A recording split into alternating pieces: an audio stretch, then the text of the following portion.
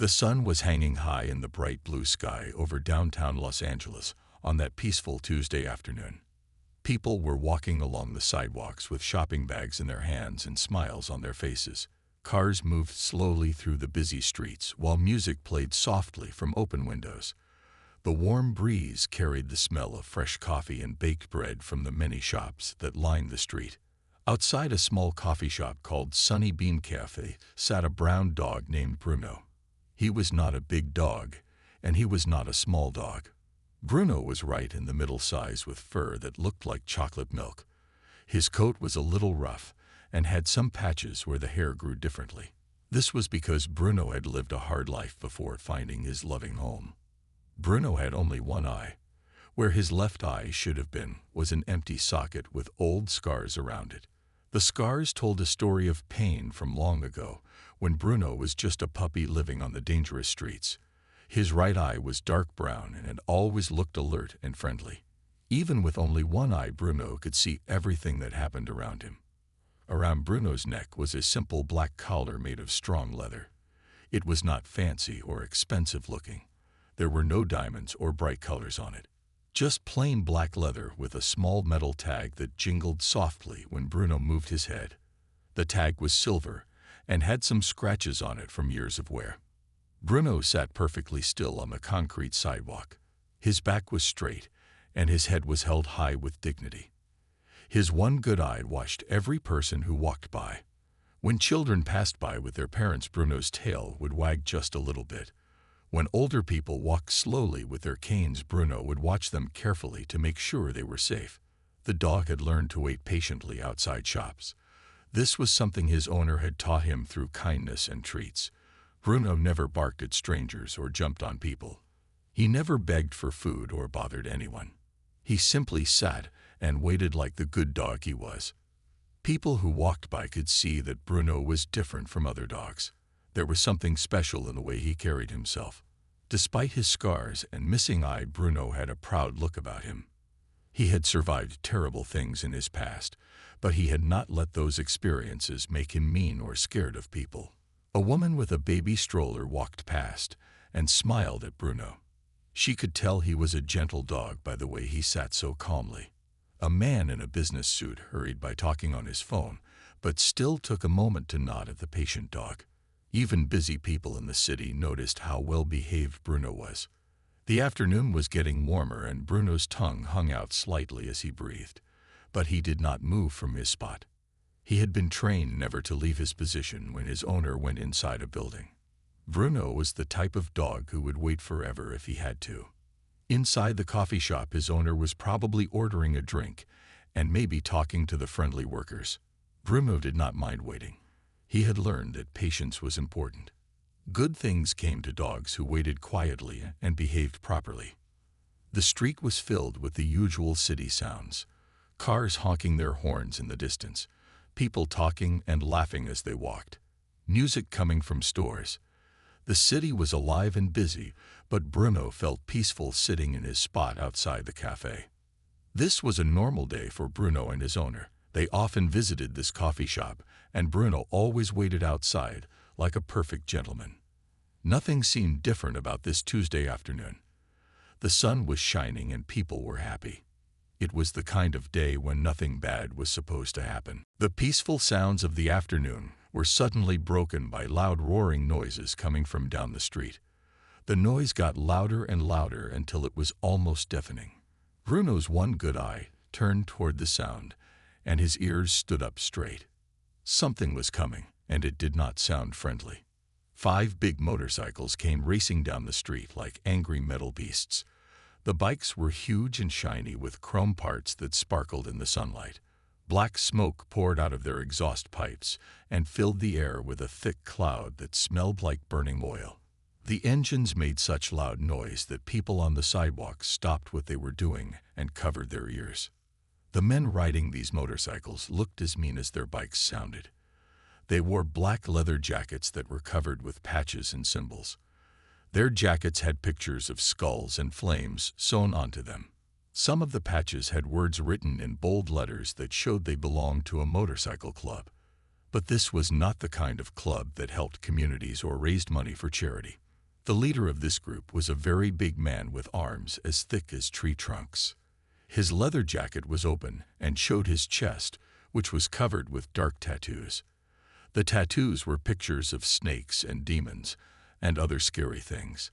His beard was long and black and had not been washed in many days. His eyes were small and mean, looking like a pig that was angry about something. Behind him rode 4 other men who all looked just as tough and unfriendly. One had a shaved head with tattoos covering his scalp. Another had long greasy hair that hung down to his shoulders. The third man wore dark sunglasses, even though he did not need them. The last rider had scars on his face and hands that showed he had been in many fights before. All 5 men had the same look in their eyes. It was the look of people who enjoyed causing trouble for others. They were the type of men who looked for weak targets to pick on. They liked to make other people feel scared and small because it made them feel powerful and important. The motorcycles slowed down as they came near the coffee shop where Bruno was sitting. The leader pointed his thick finger right at the patient dog and started laughing in a mean way. His laugh was loud and ugly, like the sound his motorcycle made. The other 4 men saw what their leader was pointing at, and they started laughing too. Bruno could sense that these men meant trouble. Dogs have a special ability to know when humans have bad intentions. Bruno's body became tense, and he moved back a few inches closer to the wall of the coffee shop. But he could not run away because he had been taught to wait for his owner, no matter what happened.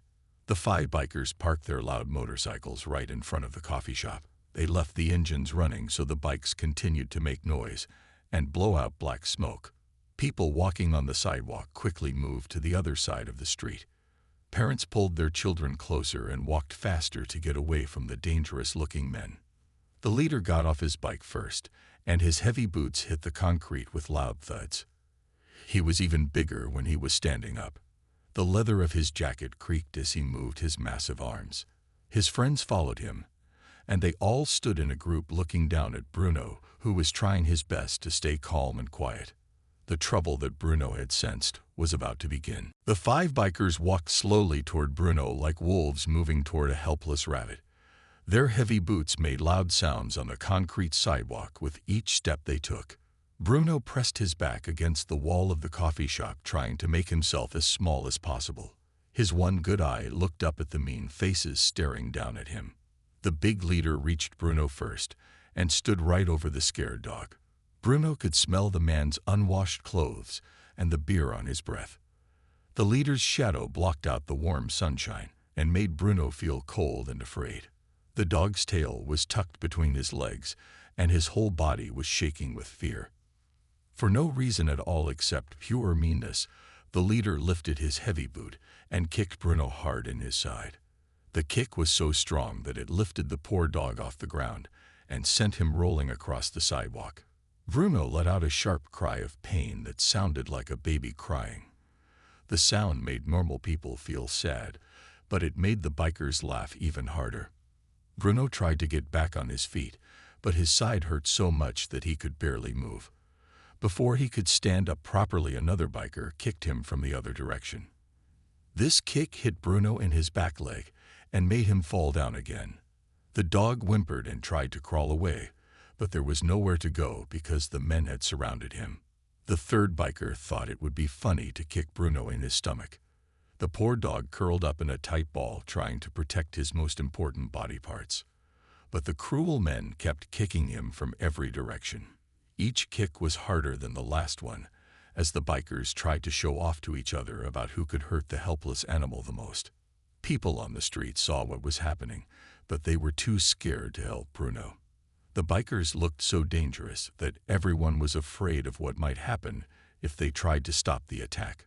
Some people took out their phones and started recording videos, hoping that someone would see the proof later and help catch these cruel men. An old woman with white hair put her hand over her mouth in shock when she saw Bruno getting kicked. A young man with a backpack started to step forward to help, but his girlfriend grabbed his arm and pulled him back because she was scared the bikers would hurt him too. A mother with 2 small children quickly covered her kids' eyes and hurried them away from the terrible scene. Bruno was getting weaker with each kick, but he was still trying to protect himself. He used his front paws to cover his head and face, while the boots kept hitting his body. His brown fur was getting dirty from rolling on the concrete, and there were marks where the kicks had landed. The leader was enjoying the cruelty so much that he kicked Bruno extra hard in the ribs.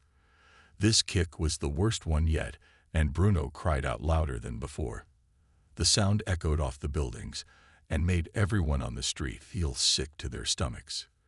But the bikers just laughed and made jokes about how funny they thought the dog's pain was. One of the bikers said mean things about how ugly Bruno looked with his missing eye and scars. Another biker made fun of Bruno for being a rescue dog and said that nobody would care if he got hurt. They were wrong about that, but they were too mean to understand that every life has value.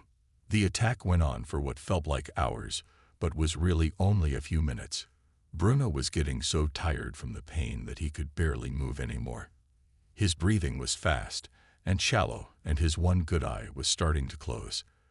The brave little dog who had survived so much in his life was being hurt again by humans who should have known better.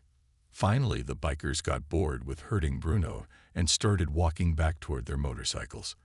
They were laughing and hitting each other on the back like they had just done something wonderful, instead of something terrible. Bruno lay on the sidewalk in a small heap, breathing heavily and trying to understand why these men had hurt him when he had done nothing wrong. The worst part was over, but Bruno's real rescue had not arrived yet. The bell above the coffee shop door made a gentle ringing sound as someone pushed it open from the inside. Out stepped a man of average height carrying a paper cup with steam rising from the hot coffee inside. He had short brown hair and was wearing simple clothes that did not make him look special or different from anyone else on the street. This was Jason Statham, but he was not thinking about being famous right now.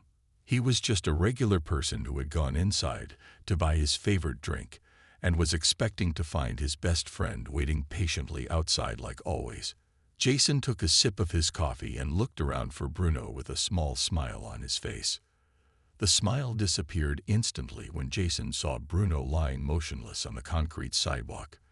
The paper cup fell from Jason's hand and hit the ground, spilling hot coffee everywhere. Jason's heart started beating so fast it felt like it might jump out of his chest. He ran to Bruno and dropped down on his knees beside the hurt dog. Bruno's fur was dirty and messed up from being kicked and rolled around on the rough sidewalk. There were red marks on his brown coat where the boots had hit him hardest. His breathing was very fast and shallow, like he was having trouble getting enough air into his lungs. But when Bruno heard Jason's voice, his tail moved just a tiny bit to show he was still alive. Jason's hands were shaking as he gently touched Bruno to check how badly he was hurt. He had learned some basic first aid from all his action movies, so he knew how to look for serious injuries. Jason's voice was soft and comforting as he spoke to Bruno, even though inside he was feeling angrier than he had ever felt in his entire life. The dog's ribs felt sore when Jason carefully pressed on them, but they did not seem to be broken. Bruno's legs were bruised, but he could still move them a little bit. The worst injuries seemed to be cuts and scrapes rather than anything that would threaten Bruno's life. But Jason knew that Bruno was in a lot of pain and needed help right away. Jason took off his jacket and wrapped it around Bruno to keep him warm and comfortable. The jacket was soft and smelled like Jason's cologne, which helped Bruno feel safer. Jason whispered gentle words telling Bruno that everything was going to be okay and that he was not alone anymore. The dog's one good eye looked up at Jason with complete trust and love. People who had watched the attack started coming closer now that they saw Bruno's owner had returned. An old woman told Jason that 5 bikers on motorcycles had hurt his dog for no reason. A young man showed Jason the video he had recorded on his phone. A mother explained how the bikers had laughed while they kicked the helpless animal. Jason listened to what everyone was saying, but his main focus was on Bruno. He could feel the dog's heartbeat against his chest and was relieved that it was strong and steady. Bruno was hurt, but he was definitely going to survive. Jason made a mental promise to Bruno that the men who had done this would not get away with their cruelty. That was when Jason heard loud laughing coming from nearby. He looked up and saw 5 big men in leather jackets standing next to their motorcycles. They were pointing at Bruno and making jokes about what they had done. One of them was saying how funny it had been to watch the ugly dog get what he deserved. Jason's jaw tightened, and his eyes became as cold as ice. He had spent years training for action movies and learning how to fight properly. He was in perfect physical condition and knew exactly how to handle bullies like these bikers. But more importantly than his fighting skills, Jason had something much more powerful driving him forward. He had love for Bruno and anger at the injustice that had been done. Jason gently placed Bruno on his jacket near the wall of the coffee shop where he would be safe. He whispered to Bruno that he would be right back and that everything was going to be made right. Bruno's tail wagged weakly to show he understood and trusted Jason completely. Jason stood up slowly and turned to face the 5 bikers who had no idea what was about to happen to them. Jason walked toward the 5 bikers with slow, steady steps. Each step he took was controlled and purposeful, like a predator moving toward its prey. His face showed no expression, but his eyes burned with a cold fire that would have warned smarter men to be afraid. The bikers were too busy laughing about what they had done to notice the danger walking straight toward them. The big leader was telling his friends how much fun it had been to kick the helpless dog. He was making exaggerated motions with his arms to show how high Bruno had flown when he kicked him. The other bikers were laughing so hard they had tears in their eyes. They thought hurting an innocent animal made them tough and powerful. Jason stopped about 6 feet away from the group of bikers. He was close enough to see the cruel grins on their faces and smell the beer and cigarettes on their breath. The leader finally noticed Jason standing there and turned to look at him with annoyance. The biker was used to people being afraid of him and walking away quickly when he stared at them. But Jason did not walk away. He did not look afraid or nervous. He just stood there with his arms at his sides, looking directly at the leader with those cold eyes. Jason's voice was quiet when he spoke, but every word was clear and sharp, like a knife cutting through the air. Jason asked the bikers why they had hurt his dog. His tone was not angry or excited. It was the voice of someone who was completely in control and wanted a simple answer to a simple question. The way he spoke made the hair on the back of people's necks stand up because it sounded more dangerous than any shouting would have been. The leader looked Jason up and down and decided this average-looking man was not a threat. The biker was much bigger and had 4 friends with him. Jason looked like just another city person who probably worked in an office and had never been in a real fight. The leader's grin got wider as he thought about how easy it would be to scare this stranger away. The leader told Jason that the dog was ugly and deserved what happened to it. He said that animals like Bruno were worthless and that Jason should thank them for teaching the dog a lesson. The other bikers laughed and agreed with their leader. One of them said they should kick Jason, too, just for fun. Jason did not react to their threats or insults. He simply asked his question again in the same quiet voice. "Why did you hurt my dog?" The repetition made the bikers feel uncomfortable, even though they did not understand why. There was something about Jason's calmness that did not fit with what they expected from someone they were trying to intimidate. More people started gathering around to watch what was happening. Some of them recognized Jason from his movies, but others just sensed that something important was about to occur. The crowd stayed at a safe distance, but close enough to see and hear everything. Several people continued recording with their phones, knowing this was going to be something worth watching. The leader got angry that Jason was not backing down like most people did when faced with 5 tough bikers. He stepped closer to Jason and poked him hard in the chest with one thick finger. The poke was meant to push Jason backward and show him who was in charge. But Jason did not move even an inch. He stood solid as a rock, absorbing the push without any reaction. This made the leader even angrier. He was not used to people who did not fear him. He told Jason to walk away while he still could, or else the same thing that happened to the dog would happen to him. The other bikers moved closer to support their leader and make Jason feel surrounded and outnumbered. Jason looked at each of the 5 men one by one. He was memorizing their faces and calculating how he would deal with each of them. Years of fight training had taught him to assess his opponents quickly and plan his strategy. Jason could see that these men were bullies who were used to picking on weaker targets. They had probably never faced someone who knew how to fight back properly. The crowd watching from nearby could feel the tension building like electricity in the air before a thunderstorm.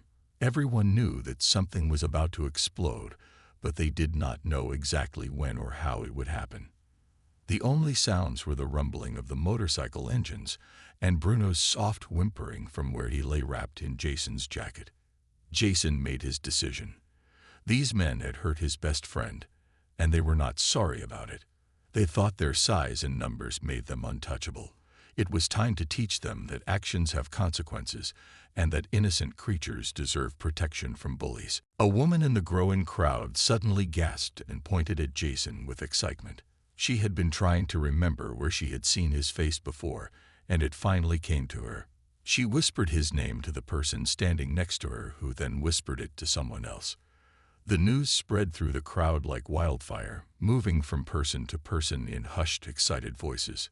People started taking out their phones not just to record the confrontation, but to take pictures of the famous action movie star. Some of them could hardly believe they were seeing Jason Statham in real life standing up to 5 dangerous bikers. Others were amazed that such a famous person cared so much about his dog that he was willing to fight for it.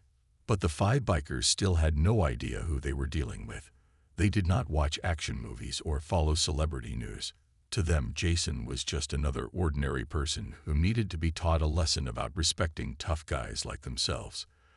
Their ignorance was about to cost them dearly, but they were too arrogant to realize the danger they were in. Jason did not care about being recognized or having his picture taken.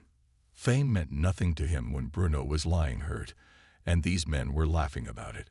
All of Jason's focus was on the 5 bullies standing in front of him making threats. He had made hundreds of movies where he played heroes who protected innocent people, and now he was going to do it for real. The leader of the bikers got tired of waiting and decided to end this confrontation quickly. He was much bigger than Jason and thought his size would make the fight easy. The biker pulled back his massive fist and threw a punch aimed right at Jason's face. He put all his weight behind the punch, expecting to knock Jason unconscious with one hit. But Jason was ready for exactly this kind of attack. He had trained with professional fighters and stunt coordinators for years. His reflexes were lightning fast from all the action scenes he had performed. Jason moved his head just enough to let the punch sail past his ear without touching him. The leader's fist hit nothing but air. Before the biker could recover from his missed punch, Jason struck back. His fist connected with the leader's jaw in a perfect uppercut that lifted the big man off his feet. The punch was so fast and powerful that people in the crowd barely saw it happen. 1 second the leader was throwing a punch, and the next second he was falling backward toward the ground. The leader hit the concrete with a sound like a sack of potatoes being dropped from a high window. His eyes were rolled back in his head, and he was completely unconscious. The other 4 bikers stared in shock at their leader lying motionless on the sidewalk. They could not believe that their biggest, strongest friend had been knocked out by one punch from this ordinary-looking man. The crowd erupted in cheers and applause. They had been hoping someone would stand up to these bullies, and now they were watching it happen in the most spectacular way possible. People were shouting Jason's name and telling him to give the other bikers what they deserved. The energy in the air was electric with excitement and anticipation. But Jason was not done yet. 4 bikers were still standing, and they had all participated in hurting Bruno. Jason's expression did not change as he looked at the remaining men. His calm demeanor was somehow more frightening than any angry shouting would have been. The bikers realized they were in serious trouble, but their pride would not let them back down. The second biker rushed at Jason from the left side, hoping to tackle him to the ground. This biker was fast, but Jason was faster. Jason stepped aside and used the biker's own momentum against him. With a simple movement, Jason grabbed the rushing man and threw him into one of the parked motorcycles. The biker crashed into his own bike, and both he and the motorcycle fell over with a loud crash of metal and breaking glass. The third and fourth bikers decided to attack Jason together, thinking their teamwork would overwhelm him. They came at him from both sides at the same time with their fists swinging wildly. But Jason had faced multiple opponents many times in his movie fights, and he knew exactly how to handle this situation. Jason ducked under one biker's punch and spun around to kick the other biker in the stomach. The kick knocked the wind out of the man and sent him stumbling backward, gasping for breath. At the same time, Jason grabbed the first biker's arm and flipped him over his shoulder using a move he had learned from martial arts experts. The crowd was going wild watching Jason move like a real-life action hero. This was better than any movie because it was actually happening right in front of their eyes. People were cheering and clapping and recording everything on their phones to share with the whole world. The fifth and final biker looked around at his four friends, who were all on the ground groaning in pain. His leader was still unconscious from Jason's powerful uppercut. Two others were tangled up with a fallen motorcycle trying to get back on their feet. The fourth biker was holding his stomach and gasping for air after Jason's kick had knocked the wind out of him. This last biker was the smartest of the group, and he finally understood that Jason was not an ordinary person. But instead of being smart enough to surrender, the biker decided to try a dirty trick. He reached into his leather jacket and pulled out a heavy chain that bikers sometimes used as weapons. The chain was thick and made of steel and could cause serious damage if it hit someone. Jason saw the chain and his eyes became even colder than before. Using weapons against someone who was fighting fairly was the act of a coward.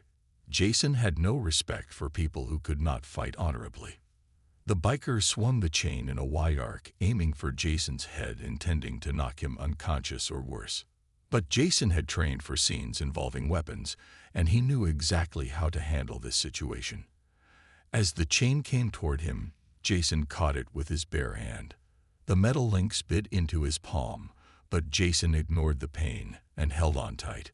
With a quick jerk, he pulled the chain, and the biker holding it toward him. The biker was not expecting Jason to grab the chain, and he stumbled forward off balance.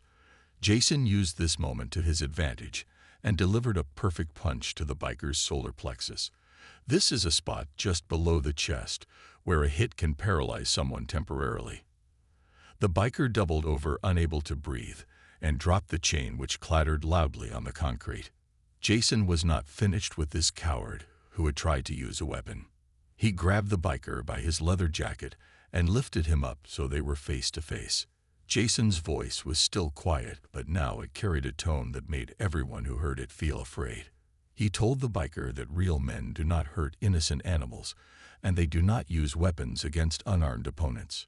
Then Jason threw the biker backward into a parked car. The man hit the car door with a loud bang and slid down to the ground, leaving a dent in the metal. He was conscious, but clearly in too much pain to get up and cause any more trouble. All five bikers were now defeated and lying on the ground around Jason, who stood calmly in the middle of them.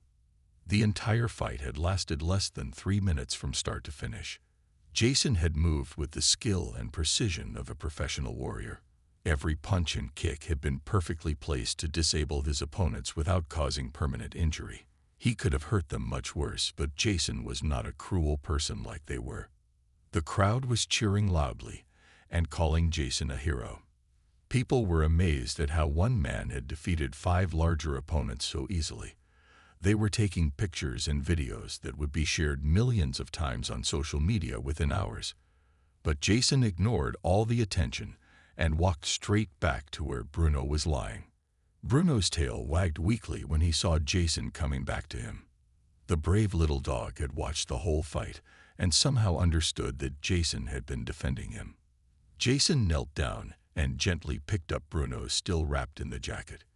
He whispered softly that justice had been served and that no one would ever hurt Bruno again without facing consequences. The sound of police sirens could be heard getting closer as someone had called for help during the fight. Jason was glad the authorities were coming because he wanted these bikers to face legal punishment for what they had done. Hurting innocent animals was a crime, and these men needed to learn that the law would not protect bullies and cowards. An ambulance siren joined the police sirens as emergency medical help arrived for both Bruno and the injured bikers.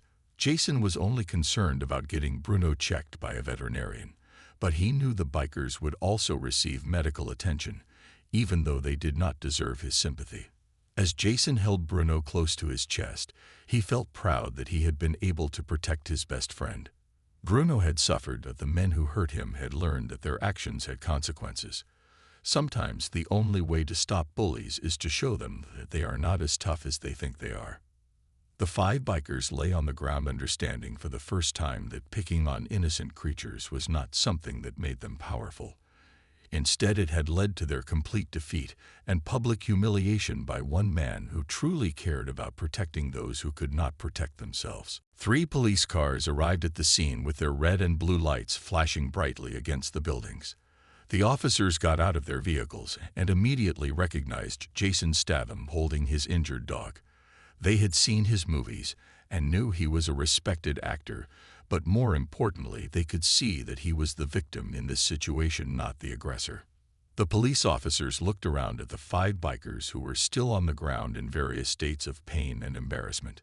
Their leader was just starting to wake up from being knocked unconscious and was holding his jaw where Jason's punch had connected. The other 4 were sitting up slowly and trying to figure out how they had been defeated so completely by one man. Officer Martinez was the first policeman to reach Jason, and he spoke with respect and concern. He asked if Jason was hurt and if his dog needed immediate medical attention. Jason thanked the officer and explained that he was not injured, but Bruno definitely needed to see a veterinarian as soon as possible to make sure there were no serious internal injuries from the kicks. The crowd of witnesses eagerly told the police officers what they had seen. Dozens of people had watched the bikers attack Bruno for no reason, and then threatened Jason when he tried to defend his pet. Many people showed the officers videos they had recorded on their phones that clearly showed the bikers were the ones who started the violence. The 5 bikers tried to claim they were innocent victims who had been attacked by a crazy man. They said they had just been minding their own business when Jason suddenly started fighting them for no reason. But their lies were easily disproven by all the video evidence and witness statements from people who had seen everything. Officer Chen was taking statements from witnesses, while Officer Rodriguez was examining the evidence. The videos clearly showed the bikers laughing while they kicked Bruno and then threatening Jason when he asked them to stop. There was no doubt about who the real criminals were in this situation. The bikers were arrested for animal cruelty, which is a serious crime in California. They were also charged with disturbing the peace and making threats against Jason. Their motorcycles were impounded as evidence, and they were handcuffed and put into the police cars to be taken to jail. The leader kept complaining that his jaw hurt, but the officers reminded him that he had started the fight. Jason gave his statement to the police while still holding Bruno protectively in his arms. He explained that he had only used force to defend himself after the bikers threatened him and refused to apologize for hurting his dog. The officers assured Jason that he had acted within his legal rights to protect himself and his pet from dangerous criminals. An ambulance arrived to check on Bruno's injuries and make sure he was stable enough to be transported to a veterinary hospital. The paramedics were gentle with Bruno and told Jason that the dog seemed alert and responsive, which were good signs. They recommended getting Bruno to an animal doctor quickly for x-rays and a complete examination. News reporters started arriving as word spread about the incident involving a famous actor and animal cruelty. Jason politely declined to give interviews because his only concern was getting Bruno proper medical care. He thanked the police officers for their help and the witnesses who had stayed to give statements supporting his version of events. Social media exploded with videos and pictures of the confrontation within minutes of it ending. People around the world were sharing the footage and praising Jason for standing up to the bullies who had hurt his dog. The hashtag #SaveBruno started trending as millions of people expressed their support for Jason and their anger at the cruel bikers. The 5 bikers were taken to the police station, where they were booked on multiple charges. Their names and mugshots were released to the public, and they quickly became known as the cowards who kicked a helpless dog and then got beaten up by Jason Statham. Their tough guy reputations were destroyed forever by their own cruel actions. Jason carefully carried Bruno to his car and drove straight to the best animal hospital in Los Angeles. He called ahead to let them know he was coming with an injured dog who had been attacked by several men. The veterinary staff prepared to receive Bruno and give him the best possible care. During the drive to the hospital, Jason spoke softly to Bruno and promised him that everything would be okay. Bruno's tail wagged weakly to show he trusted Jason completely and knew his owner would take care of him.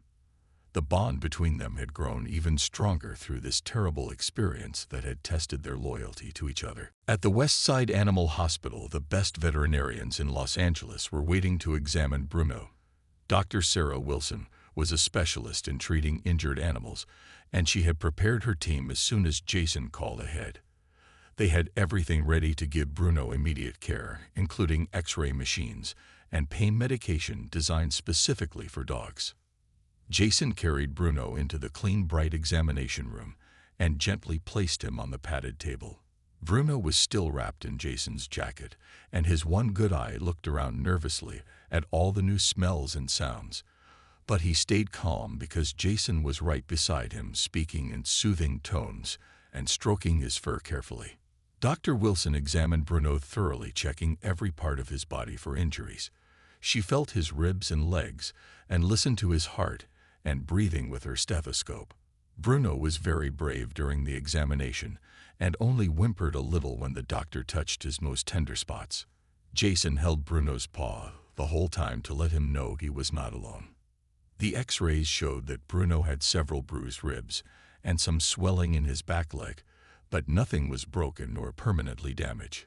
Dr. Wilson explained to Jason that Bruno had been very lucky because kicks from heavy boots could have caused much more serious injuries. The dog would be sore for a few weeks, but he would make a complete recovery with proper rest and care. Bruno was given pain medication and anti-inflammatory drugs to help him feel better.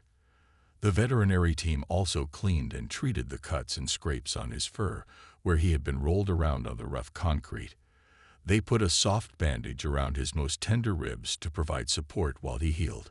Jason stayed at the animal hospital for several hours, making sure Bruno was comfortable and stable. He refused to leave until he was completely certain that his best friend was out of danger. The veterinary staff was impressed by how much Jason cared about Bruno and how gently he treated the injured dog. While Bruno was resting, Jason learned that the story had spread around the entire world through social media and news reports. Millions of people had seen the videos of him defending Bruno, and they were calling him a real-life hero. But Jason did not care about the fame or attention because all that mattered to him was Bruno's recovery. The 5 bikers faced serious legal consequences for their actions.